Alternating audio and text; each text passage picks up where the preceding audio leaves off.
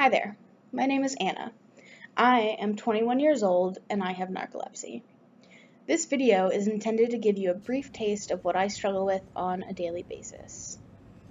Here you can see me sitting at my desk at work, struggling to stay awake. And I've lost the fight. Usually what wakes me up from a microsleep or sleep attack is a loud noise or somebody opening the door that you can see just behind me.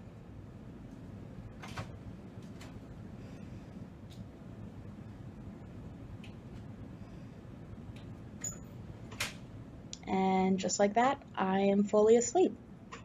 Now, while past me sleeps, I'm going to give you guys some information about narcolepsy. Narcolepsy is a sleep disorder that is characterized by four main symptoms.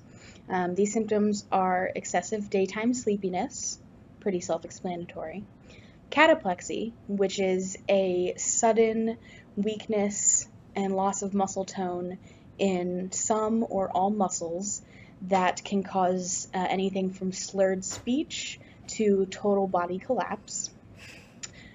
Hallucinations. These are usually called hypnagogic or hypnopompic hallucinations, whether they accompany sleep onset or occur during awakening.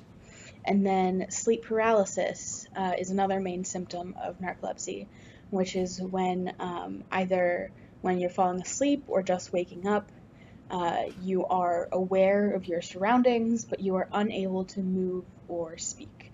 And that can be pretty terrifying.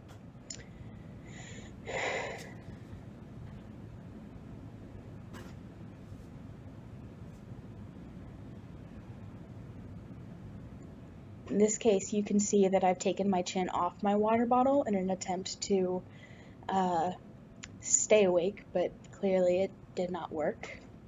There I am, fully out again. One of the things that I find most shocking about narcolepsy is that somewhere around 200,000 people in the United States have narcolepsy, but fewer than 50,000 are diagnosed correctly.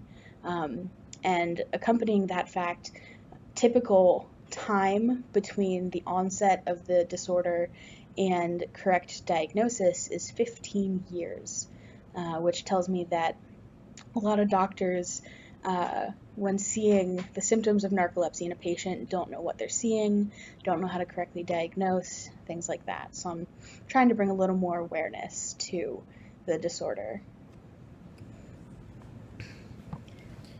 That one was a rough one. All right. Trying to stay awake.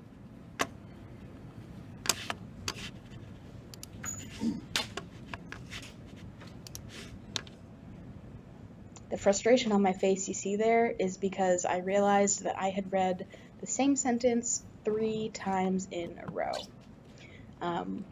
That water bottle is full of very ice cold water because that is one of the things that can help keep me awake when I can feel the attacks coming on.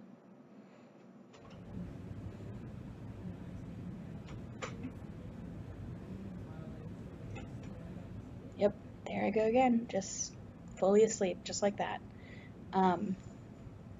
It's interesting because I have never actually, before I started filming this, I had never seen myself have one of these attacks, and it's one of those moments where you go, oh, yeah, I really do have narcolepsy. Could you look at that?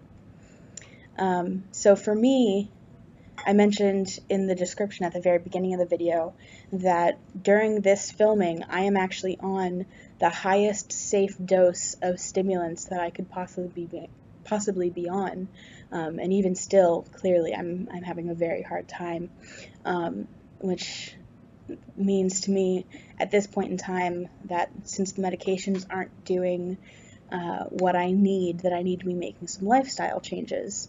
And one of the things that I'm doing is I've started the application process to get a service dog to help me. Now, a service dog trained to help with a person with narcolepsy would be able to wake me up in the morning, keep me awake. Dogs have internal body clocks just like we do, so he or she would be able to remind me at certain times of day to take my medication. Um, Obviously, they could go fetch my medication and bring it to me wherever I am. If I do start to doze off, like you could see here, uh, they would be able to, nudge me, alert me, make me get up and walk around or take medication, do something to stay awake. But the really cool thing is that a dog trained to help a person with narcolepsy is or would be able to alert me up to 5 minutes ahead of time of an impending sleep attack. So that would give me time to sit down or lay down so I don't hurt myself, or if I'm driving, I could pull over so I don't hurt myself or others. Now, the process for getting a service dog and training the dog and everything is a lengthy process, but also a very costly process. So I have started a GoFundMe webpage to try and raise some of the money. But also on that page, I have basically described everything in my life leading up to this point with my narcolepsy, including some links to more descriptions and some facts about narcolepsy and so on and so forth. So if you're interested, you can check out the page. The link is gofundme.com/AFG service dog, and I will also put that link in the description. One of the other things that is really, really powerful to me about this video is the fact that in the end, you can see here, I have both hands on the bottle, which means I no longer have a hand on my mouse. I'm not even trying to work anymore. I've sort of given up and given in to the sleep for a brief period of time. And so I'm hoping that these lifestyle changes, including the dog, will give me more energy and more hope and more purpose, more reason to keep fighting against the sleep, against my narcolepsy, rather than giving in like I did today.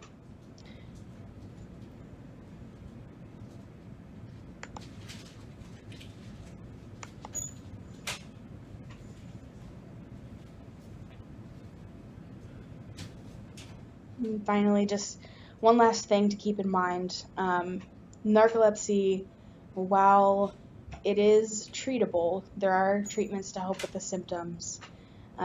Complete control of symptoms is seldom possible, which means that, quote unquote, normal life is almost never possible for a person with narcolepsy, and also there is no cure. Thanks for watching.